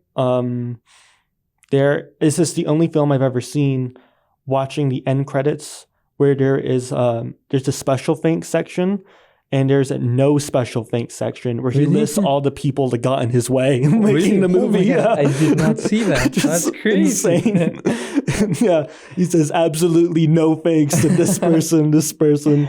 That's crazy. I did not know that. I did not stay the whole credits. Oh yeah, that's no. I totally get it. It's like a real. Yeah, because as soon as the film ended, like me and my brother started talking about it. So I wasn't really paying attention to the whole credits. Yeah, people don't notice it. It's like totally. That's like just a. That's pretty good. That's pretty funny and cool at the same time. Yeah, it says in the end credits it says photographed on location in hell. No way. It says that, and it also says go out and buy the soundtrack album. 9 Inch Nails. I love the like it opened with the 9 Inch Nails. The soundtrack is just unbelievable. I know. I was looking at that's the only credits I saw actually, because my brother wanted to make sure it was 9 Inch Nails for the first song. And then it said Trent Reznor, and I was like, I knew it. I also put it on my Letterboxd review. I was like, I knew it was I knew it was 9 Inch Nails. Of course it was 9 Inch Nails. It's such a every time I'm at like an independent record shop, basically, like anywhere throughout the country, I try to find one, and I look for the soundtrack of either the Doom Generation or Nowhere, because they don't sell it anymore. I just want it. God. I want it so bad. It's a cool song. What's the other one? The song Allison by Slow Dive plays. Yes. Slow Dive is an incredible band. I know. And that song is just amazing in this movie. It's the end, like by the end, no? Yeah, it's towards the end, I believe. So many... Is this the single gayest straight movie of all time? Oh my God. I was telling my brother that, I was like, is this movie like straight or gay? The shot of... the two men, X and Jordan, I believe it's X is like has his head back on the bed, and Jordan is like right next to him. Yes, it's just crazy. Like I can't believe Yes, I love that shot. It's well they're in the hotel, right? Yes, the first hotel. I love how red it is. Yeah. Like just going back to the production design of it. If you're a sucker for red lighting, watch this movie because this has it. A lot of red lighting. It's so colorful. And that's probably my biggest problem with I Want Your Sex is I do like it. And I respect that Gregor Araki likes his films digital now, but it just doesn't have the same vibrancy that this movie does. I didn't know he shot on digital. Yeah, well, this one was on film, but now he likes to do stuff on digital. But this one just like... Because I've also heard that, I mean, David Lynch also was a very digital enthusiast. Yeah, so many... There's a lot of great filmmakers that like to shoot exclusively on digital for convenience or like the aesthetic of it. And I think it really depends on what you're doing with it, you know? Sometimes I think, I think of Michael Mann or David Lynch, and they use digital in a way where it's like expressive. Yes. Oh my God, I love Michael Mann. Oh, yeah. Heat. I'm sorry. Yeah, Heat. And, we can always talk about Heat. There are some filmmakers that like to use digital just kind of as like a crutch, you know? And they don't really care about the aesthetics of it, and you're just kind of using it as a replacement for film. Yes. I don't think Araki's quite doing that, but I prefer his celluloid movies, you know. Oh my God, because I really love the color in the movie. That's what the beginning, like while they're in the car, and also the supermarket when the gas station. Yeah. The cleric. Oh my God, that scene, like, I think that's the scene that like shocked me the most when I saw it. It's, you don't believe that this is what this movie's going to be at first. I mean, when I started watching it, I didn't know what it was about, but I tried to guess, like, maybe Luke, like, he chose it because it's like like three people. Maybe they're falling in love, and then the gas station scene came on, and I was like, whoa, this is crazy. This is nothing like you do. This is nothing like you do, Mamá También. This is it's a very loose connection, but mainly I picked it because they're both films about two men and a woman on a road trip where the whole thing is actually that the two men are just in love with each other. Oh my God. And that is so clearly the case in this film. And you know? It's more obvious when, I forgot his name. Xavier and Jordan. When Jordan asks Xavier like questions about sex when they're just both of them outside, and then he's like, "Have you ever had a threesome?" and then I'm like, "Yeah, I think he likes him." There's talks about a finger in this movie where it's very much like I think Jordan and X are very interested in each other. Jordan is especially interested in X overall. And then going back to the beginning, like after that, like you can see it like clearly when he gets into a car, like he's more friendly towards him, towards Xavier. I'm gonna call you X. I'm like, I think I'm gonna call you X. Yes. Oh my God, he looks a lot like Keanu Reeves. He really does. Yeah. When I was watching it, I told my brother, doesn't he look like Keanu Reeves? And also talks like Keanu Reeves. Yeah, I know people like to call him the poor man's Keanu, but I always say, well, Keanu wasn't in the Doom generation, so to me, he's the poor man's James Duval.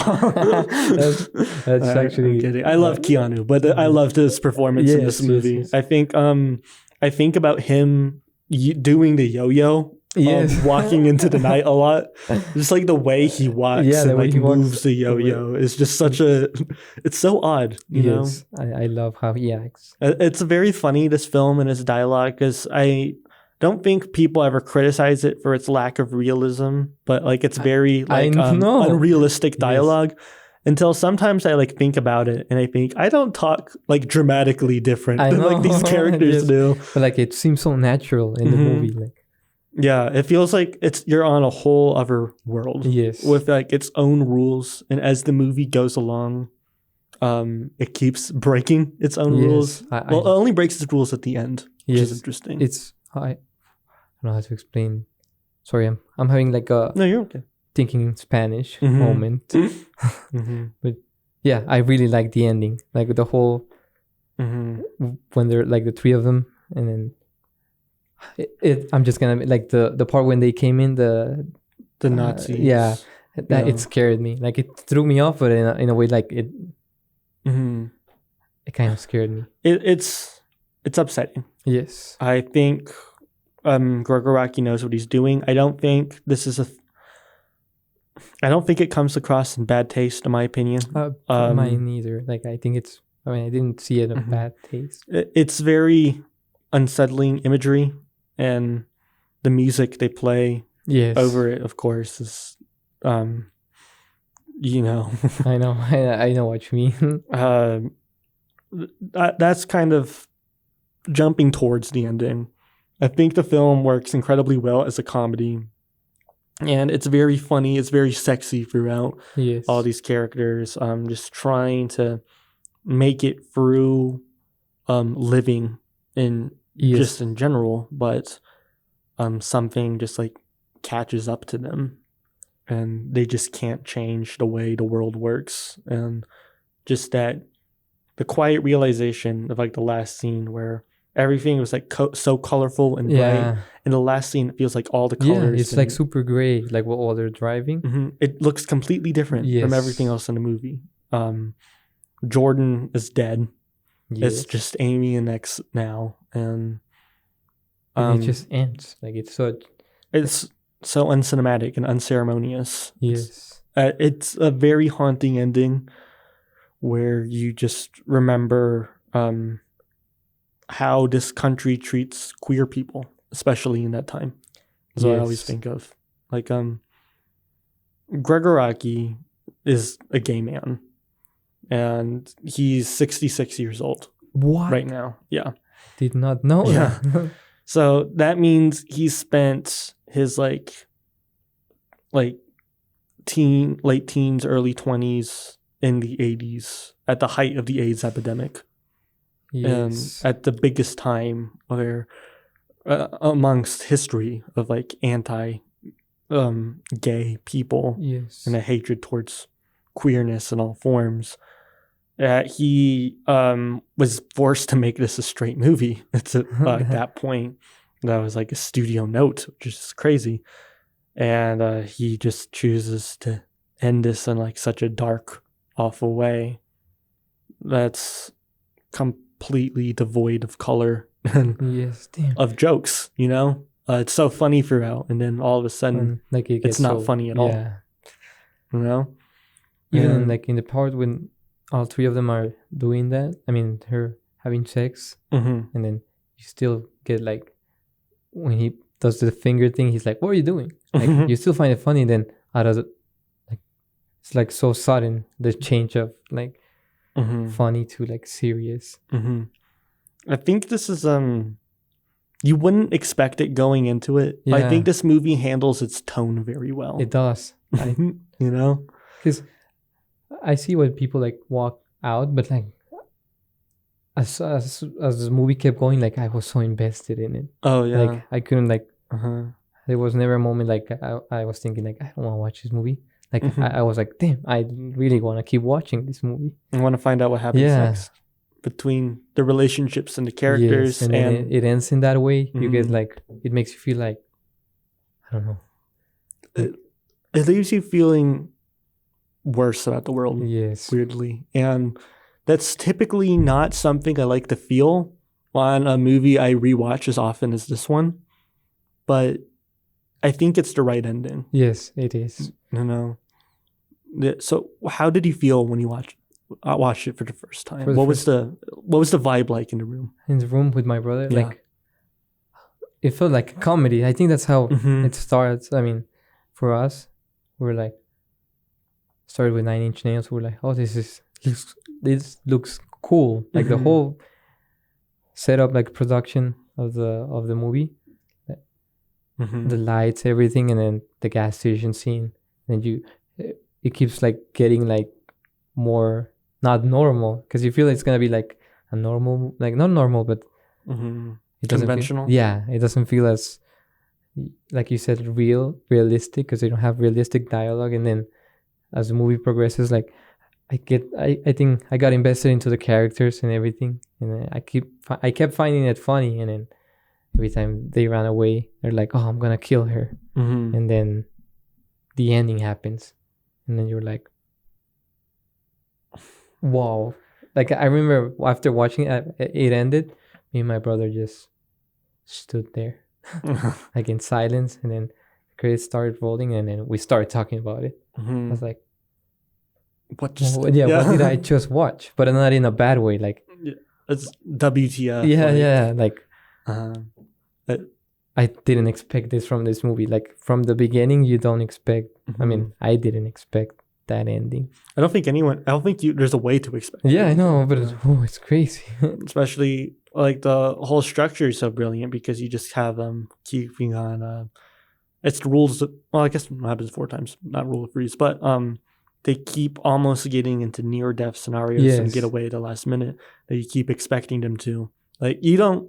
Yeah, even the characters are like, I'm gonna kill them. I think you lose track of time in this movie. Yes, you do. And you think there's gonna be more movie. Yeah, after by the time like you get to like the final scene, like you think.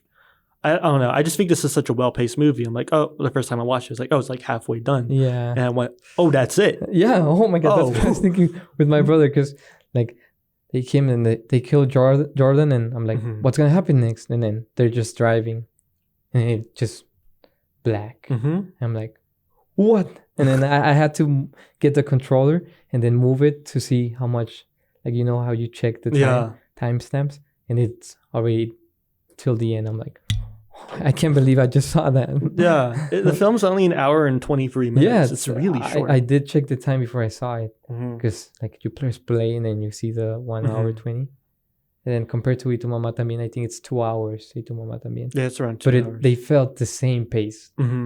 This just goes by so quickly. Yes, I think the Doom generation does. It's always like moving, whether it's like if the very funny and like clever and the not cleverness of its dialogue.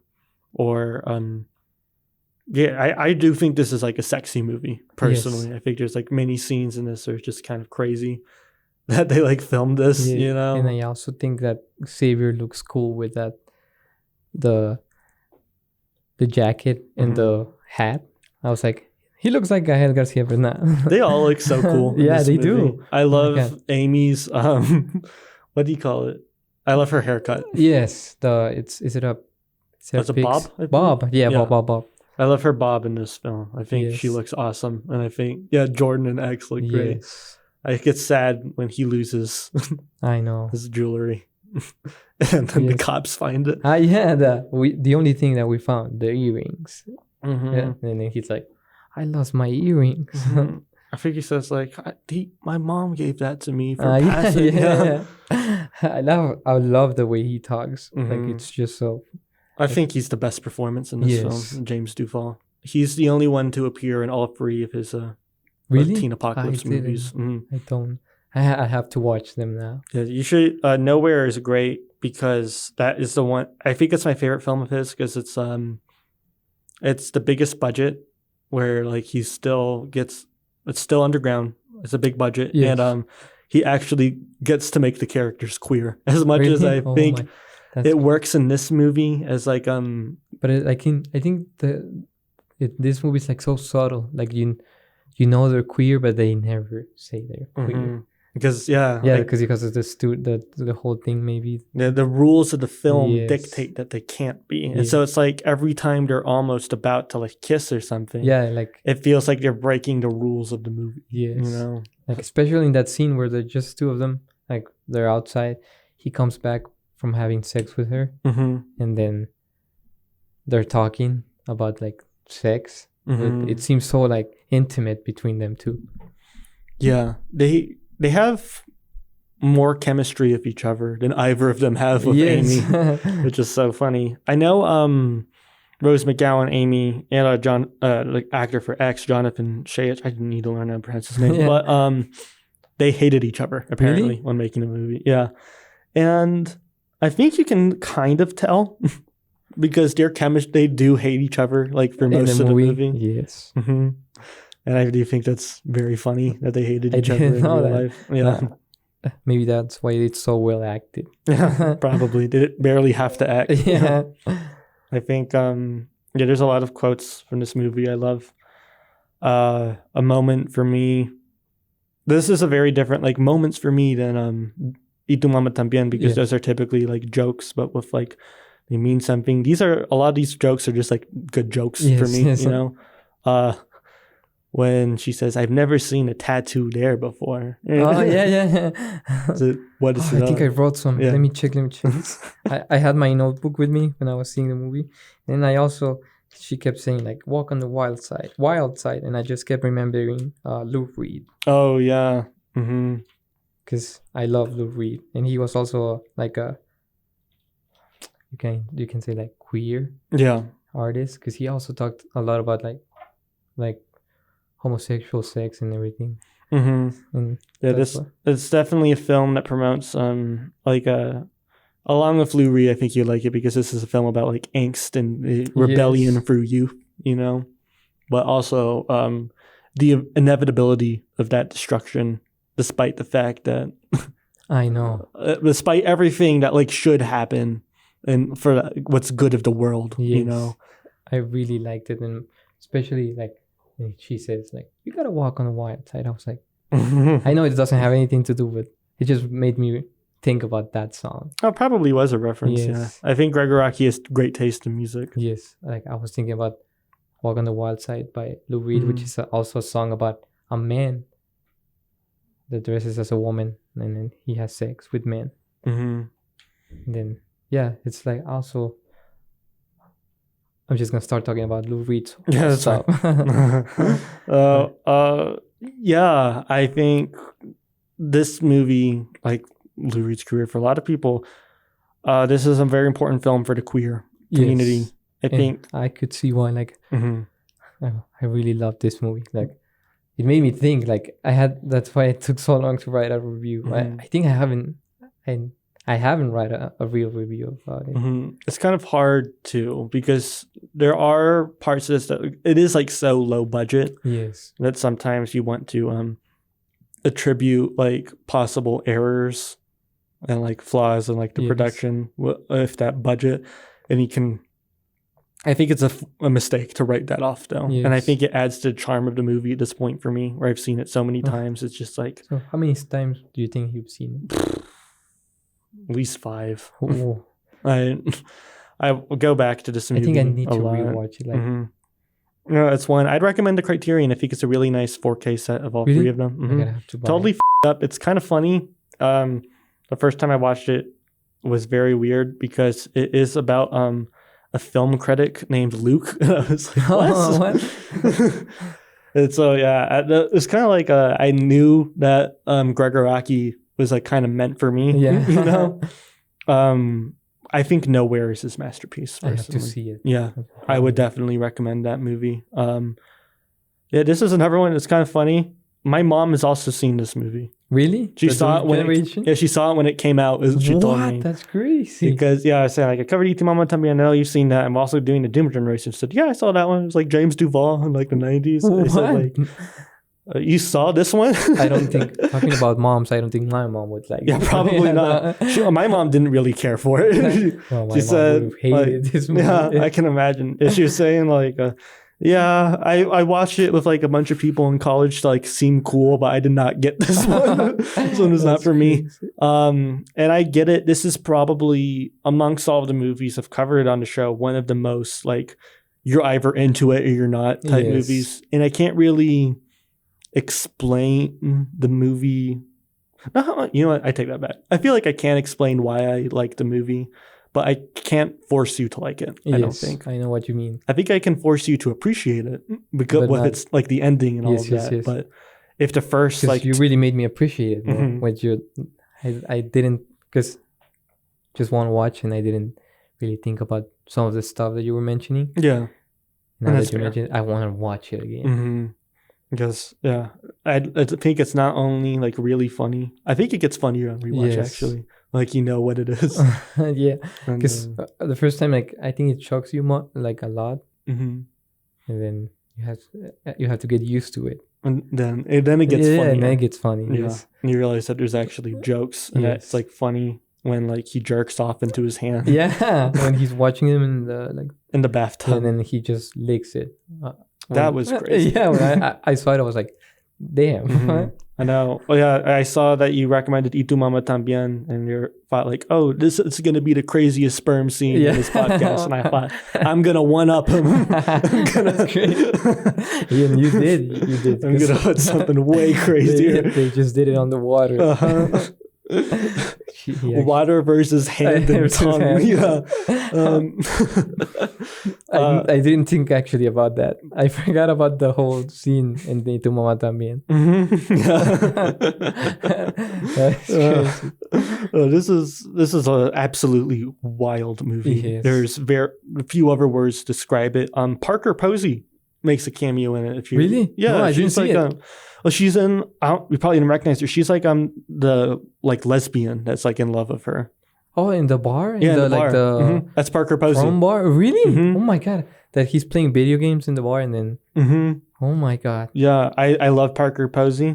She's one of my favorite actors personally. I didn't Mhm. recognize. Yeah, I love. I mean, I was talking about Dazed and Confused earlier. She's in Yes. that one too. I think she's really funny in this movie. What they call her? I forgot. Kitten, I think. Yeah. Kid. I think it's kid and And that is that's probably the greatest. Excluding the ending, which is deathly serious. yes. Maybe my favorite death scene in the movie when Yes. it's like cut back and forth between the video game yeah, and like and then them fighting. and then fighting. Yes. I think that's a great scene of editing. And then it's Mortal Kombat, right? I think so, Yeah, yeah. the game they're playing. It reminds me of Scott Pilgrim. I Yeah. think they were inspired by Yes, that yes, movie yes. from this one. Yeah. I really like that scene. Mhm. And also talking again about the production, how the bar looked. I think that's what it got Oh, my yeah, yeah, attention yeah. more. Like I love the lighting in that scene. Oh yeah, it's Like incredible. the whole how the Mhm. whole bar looked. I was like, damn, I wish I could be in that bar. The lighting in every scene. Yeah.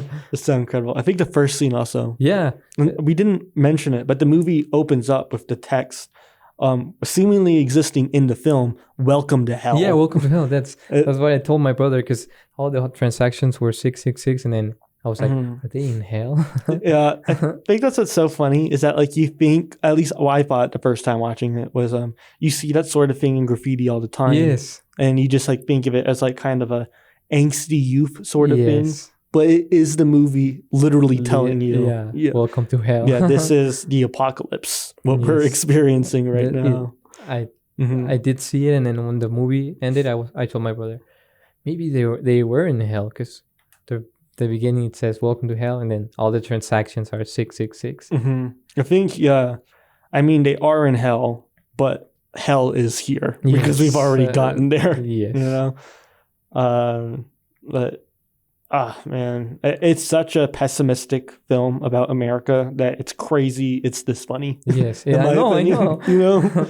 Like it's like such a like Mhm. it's criticizing like America, but in a funny way. Yeah. Like it's so funny, but also so sad.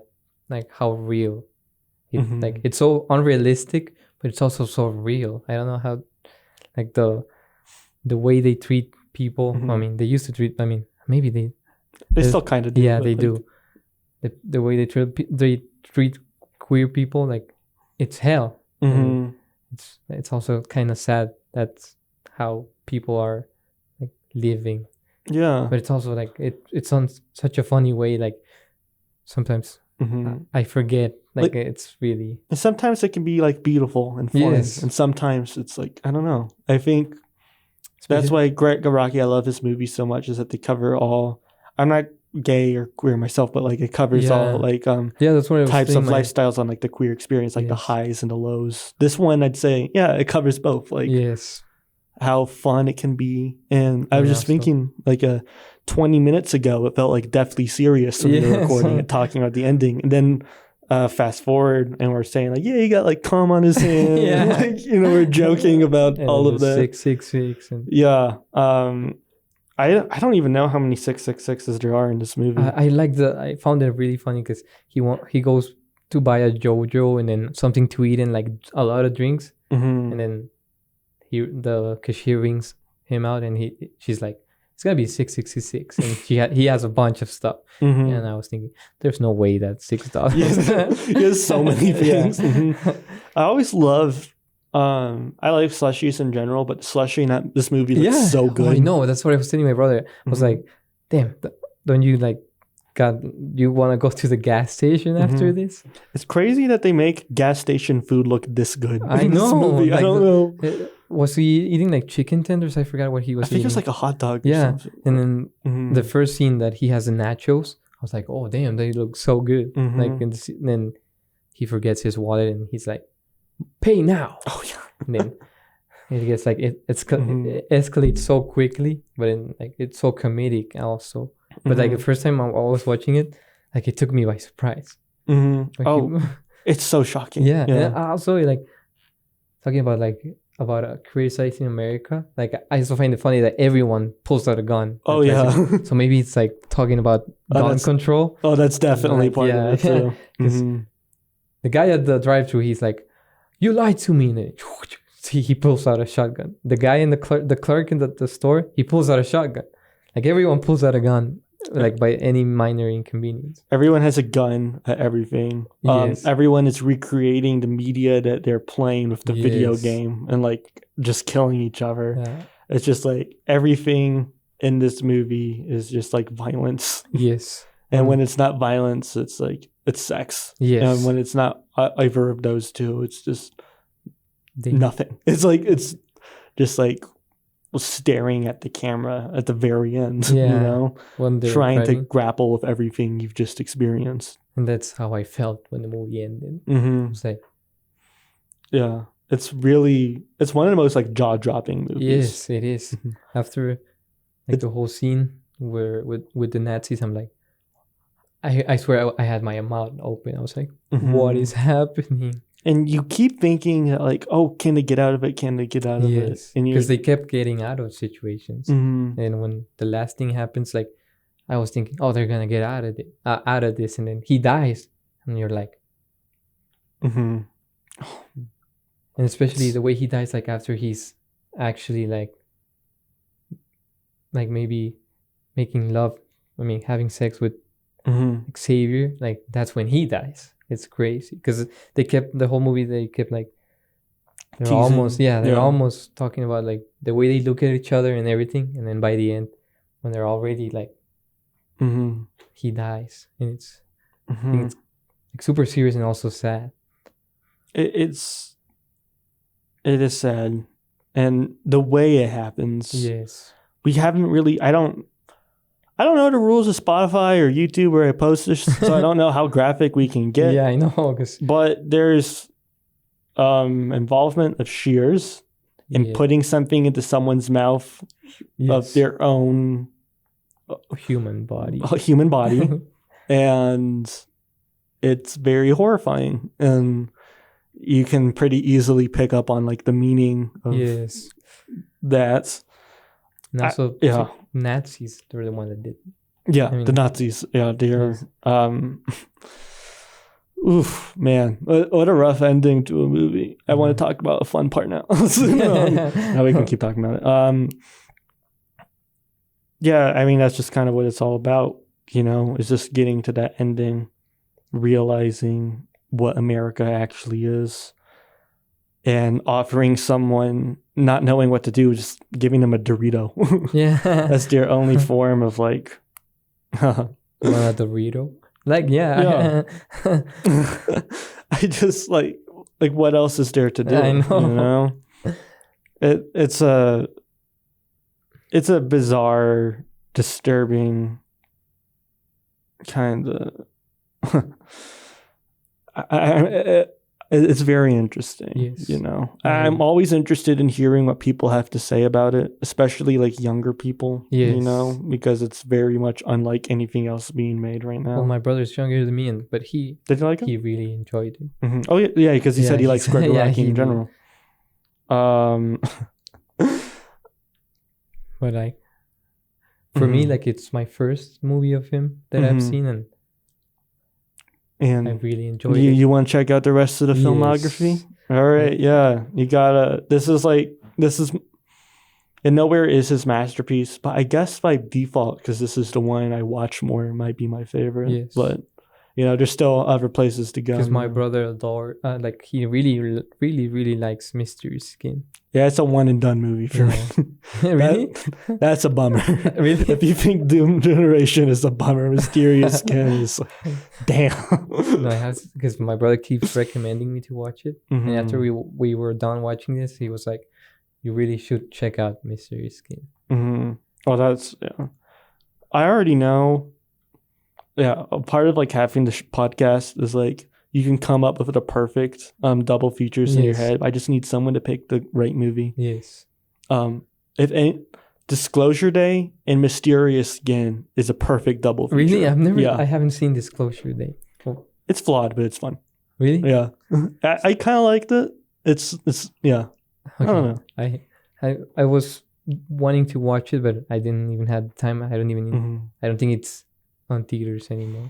No, it's not. It'll come to streaming probably. But it's Yeah. like a weird thing about that movie is it's like smart and like it's asking you to think about what you're watching, you know? Yes. It's like you really have to like pay attention and like think about it. But then when you think about it, it doesn't really make sense. I need to watch it then. Yeah, that's like the whole thing. But I It's don't like- get it. How Mysterious Skin works with. Oh, you'll see when you watch both movies. Okay. It's a good double feature. I'll believe you. I Mhm. believe you. I'll Mhm. watch them.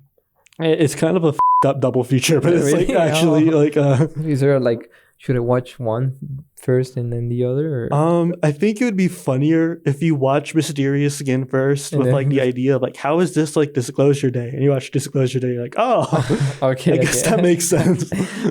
I can see it. Yes. And also it's probably easier to find Disclosure Day at the moment, Yes. since I think Disclosure Day is out of theaters.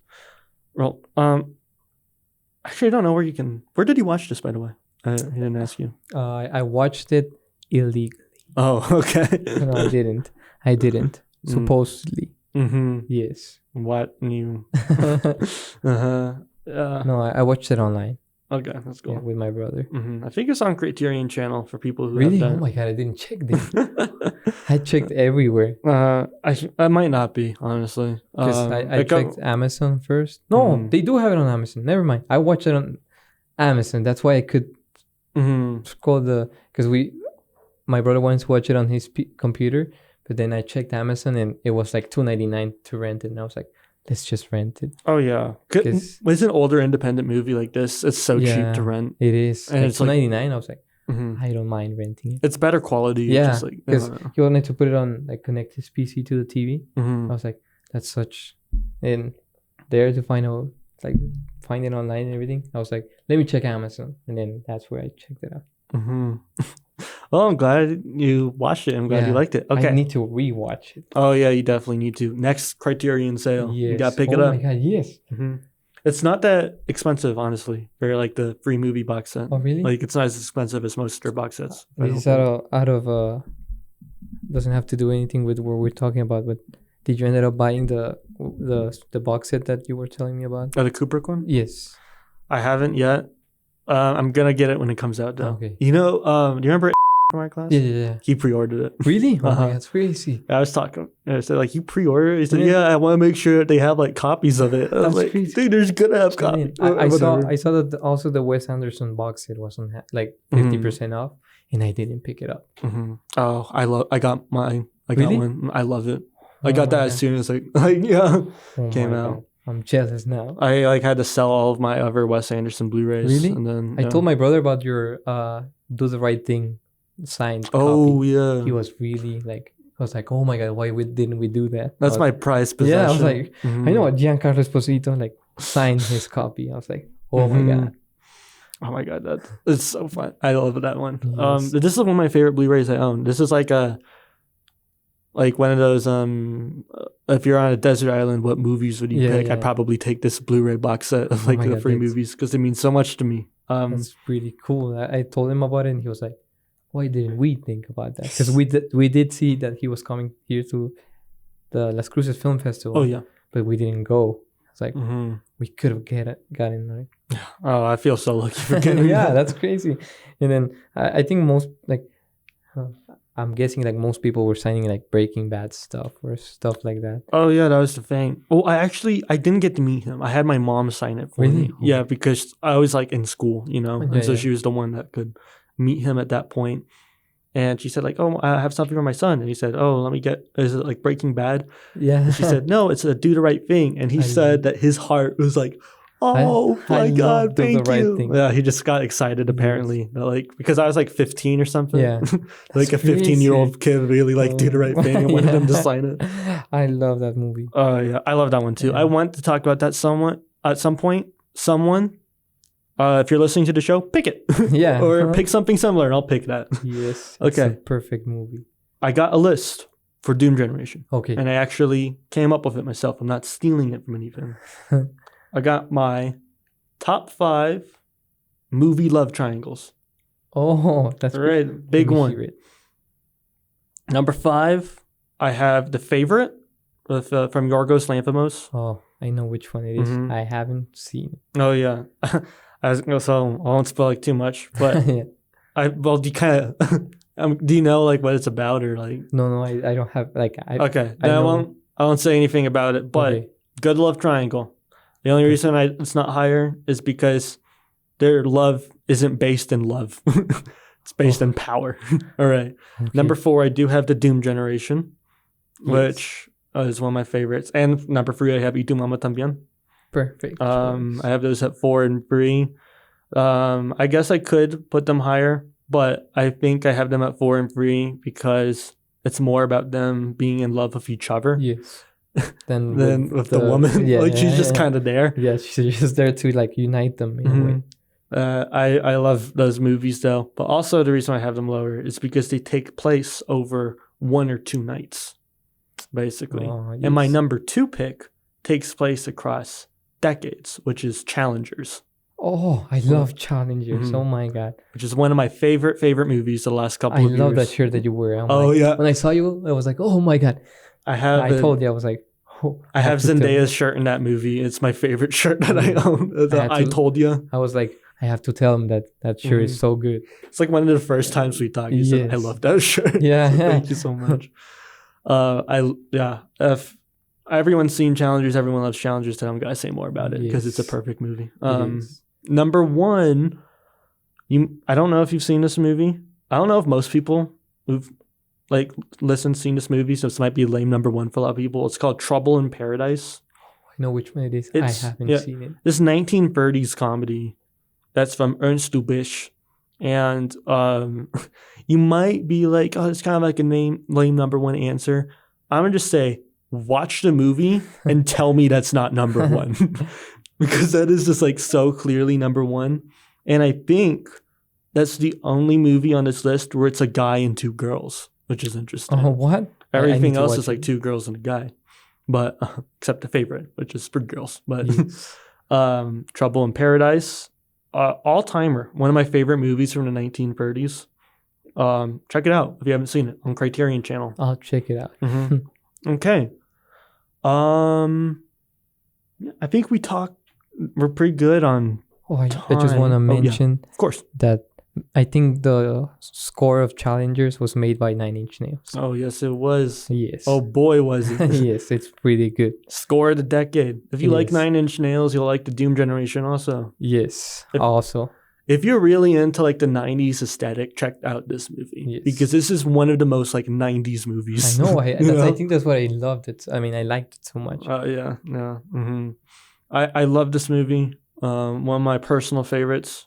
I can go back to it like most days of the week and just have a good time with it and then get horribly scarred at the end. And it deserves a second or third, even a fourth rewatch for me. Yeah. Go back, watch it again. If you're the people I watched it with that only saw the first half hour, finish the movie. Yeah, it's pretty This is good. great. Even though you probably won't like it, but still, at least you got to say you finished it. And if you have the means to, check out Gregor Rocky's new movie, which is in theaters right now. I Want Your Sex. Go support one of our best living artists while they're still making movies. Yes, You I know? need to check it out too. Yeah, it's only in El Paso. Really? Yeah, it's not in Cruces. Oh, I live in El Paso, so Oh yeah, you're I'm good. good. You're good. yes. It's in the we had to go out of our way to see it's a Bassett. It's playing That's it. there. Oh, And yeah, it was that was a fun movie. And do you have any final comments on the Doom Generation? I really liked it. I need to rewatch it All right. for the third time. Appreciate it. Yeah. I'll rewatch it too. Not because I need to, but because I want to. yeah. All right. Thank you so much for being a great guest. Oh, Loved having thank you you. on. I'm glad you picked Y Tu Mamá También. I always wanted to talk about that movie, but kind of figured I'd be the one that had to pair it with someone. I So really now love it's like that movie. I can talk about that movie. yeah, I'm glad you picked it. Come Yes. finally talk about it on the show because I was like, that's one of the movies of my life, and it's nice to talk about it. Yes, it So it's the is. Doom Generation. Yeah. And thank you for introducing me to Oh Great yeah. Iraqis. Anytime. It's like hmm a world that I've never seen. Like I really like. Now I'm excited to get into his film, into his work. I mean, Yeah, I say it every time, but my favorite part about doing the show is introducing people to new artists and films that they haven't seen before. So yes, it was it always means the world when people like it. yes. So thank you so much for being an amazing guest. Thank you so much for having me. Yeah. Thank you to everyone for listening to this episode. It's been a ton of fun talking about these two great movies. Tune in next episode, which will be out August 28th, where we will be having a very fun double feature. The first movie that my guest picked is a 1980s comedy called Clue with Tim Curry and a bunch of other people. Yes. The movie I chose to pair it with is a Robert Altman film called Gosford Park, which is a very underrated Altman movie. I've so- never seen it. It's great. Well, if you or anyone else listening wants to stay up to date with the Luke Bugbee Show, make sure to watch Clue and Gosford Park by August 28th. Thank you so much for being an amazing guest once again. Oh, thank you again so Mhm. much to you. A ton of fun. Thank you so much for listening. Have a great day. Bye.